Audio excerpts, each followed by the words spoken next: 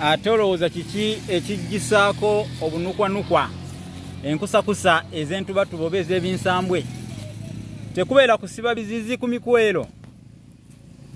Kale nno nayimba nenderuka ng'afunye ow'eddanzi ate si wanka wanka ng'alina eryazi ne Ssebintu.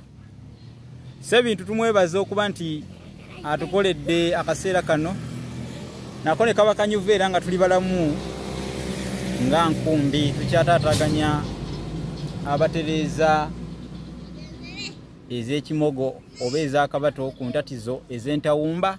Tumwebaza Guluddene namugalula eyagalula ejjembe ly'enkoko n'alijja ku mutwe n'alizzako ku ggulu. Olw'obulamu bwatutengejeza okukira akabbula akatemba ku mmere. Nze Musisi Bosa Geoffrey Munnabusiro nkonge ya muvule n'antagwira kyeya kimu kiwoowo lumunyogavu atalina mazzi talya ndisaava kubanga ndi mwana wa Bambejja omukenkufu mu lulimi Oluganda era Ssaabasonyi wa Luka Luwoomya okwetoloola Ssengendo Nabulamu. Kale ekyo tukisomesezza enfunda eziwera naye era tukyasangayo abakibuuza simanyi lwaki. Ku YouTube channel yaffe omusoma ejo gibaako obaako ekintu oluusi kyoto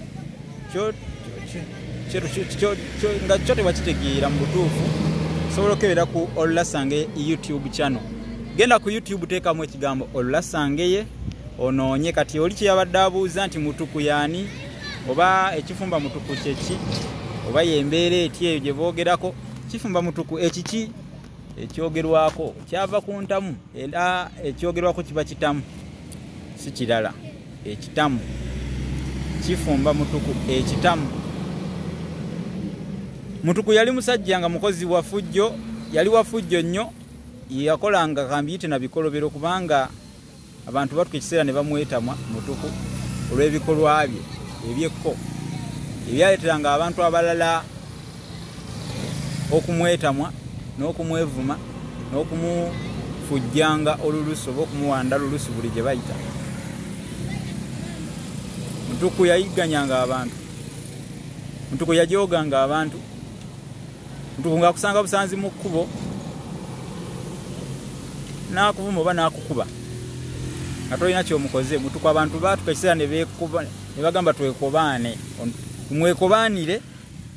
Okwekobaana kuba kweteekerateekera omuntu nga muli wamu nga mussa kimu nga nkuyege wamu nga muli wamu ne mumukolako ekintu ekitali kirungi. Kati bamwekobaanira okumufumba nga mulamu mutuku.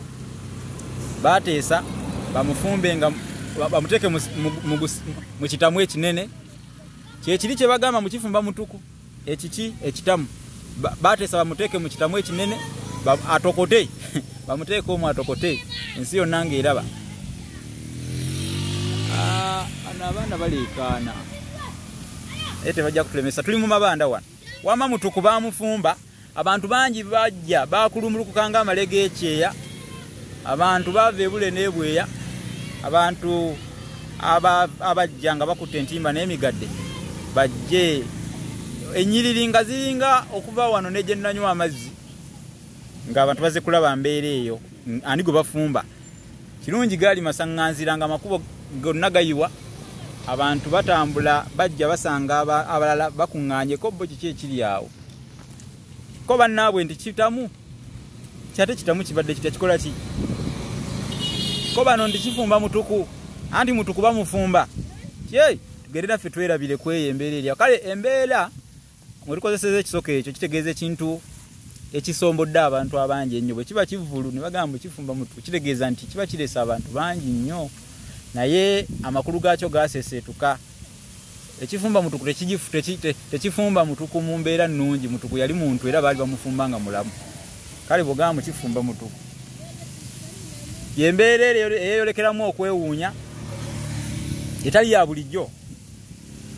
Abantu baba bangi nga bonna beeyuna awali embeera eyo mu bungi balabe ekigenda mu maaso.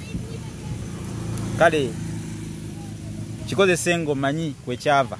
Nze Munnabusiro bwe nfanga banfunya omufutaluma Nenge kitabo lulasanga ekya mitwalo 10 kiri mwanje na bookshop ku Mukwana Kedi eduka egi 89 ne mu New Styles bookshop awo ku park enkadda wasimbe motoka zida ku Lwentebe ne Masaka mu Buddu ku Elgin Road oba Elgin Street kumpi ne Radio Buddu okulira na Tropical Bank oba kumpi ne Muto Complex. Awangale mwana wa Nabinene